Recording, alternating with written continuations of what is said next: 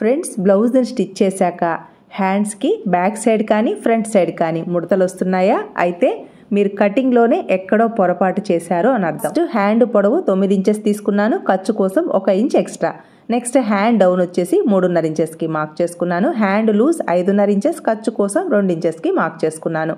Body fitting point అంటే arm whole fitting point 8.5 inches ఉంది, 1/4 inch తగ్గించేసి 8.5 ఇంచెస్కి మార్క్ చేసుకున్నాను.